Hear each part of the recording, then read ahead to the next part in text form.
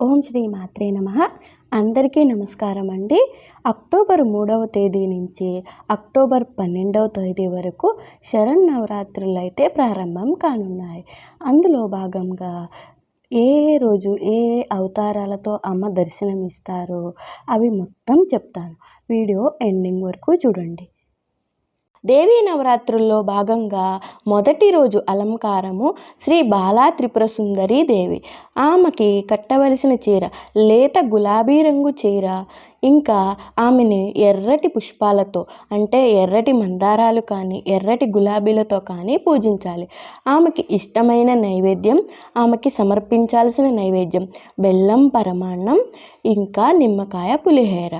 ఈ రోజున బాలా త్రిపుర సుందరి ఈ అవతారం రోజున ఇంట్లో ఎవరైనా 2 సంవత్సరాల నుంచి 9 సంవత్సరాల లోపు పిల్లలు ఉంటే వాళ్ళకి పూజ చేయవచ్చు. దానిని కుమార పూజ అంటారు. రెండో రోజు అలంకారము శ్రీ గాయత్రీ దేవి. ఈమెకు ఇష్టమైన చీర నారింజ రంగు లేదా కనకాంబరం రంగు చీరలు కట్టాలి.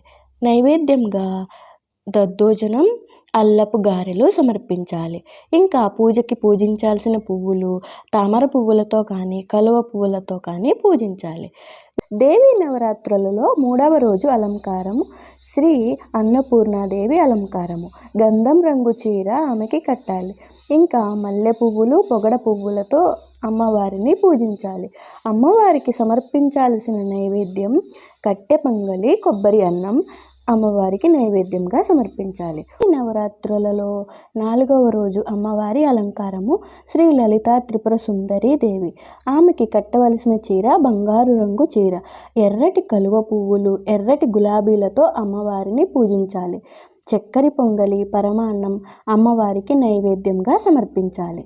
దేవీ నవరాత్రులలో 5వ రోజు అలంకారము శ్రీ మహాచండి అవతారము. ఆమెకి కట్టవలసిన చీర రెడ్ కలర్ చీర, పెట్టవలసిన నైవేద్యం కట్టె పొంగలి, చలిమిడి, వడపప్పు. ఆమెని పసుపు పువ్వులతో పూజించాలి.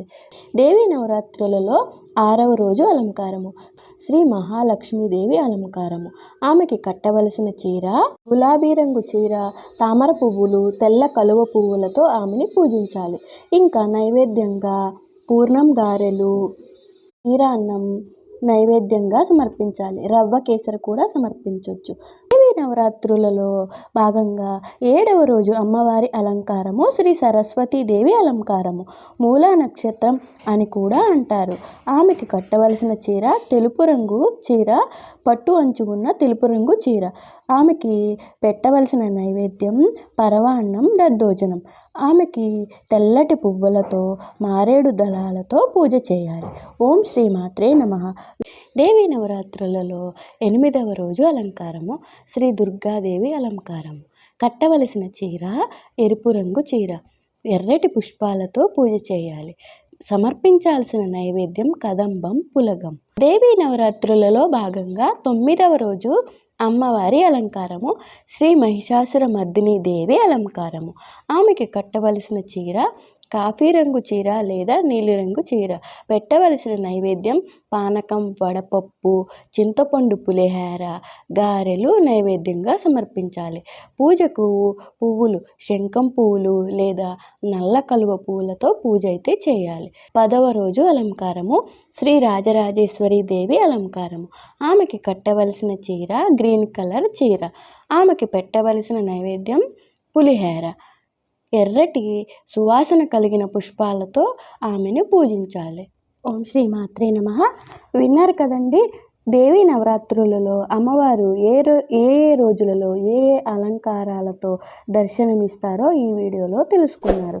మీకు ఈ వీడియో నచ్చితే లైక్, షేర్ అండ్ సబ్స్క్రైబ్. ధన్యవాదాలు.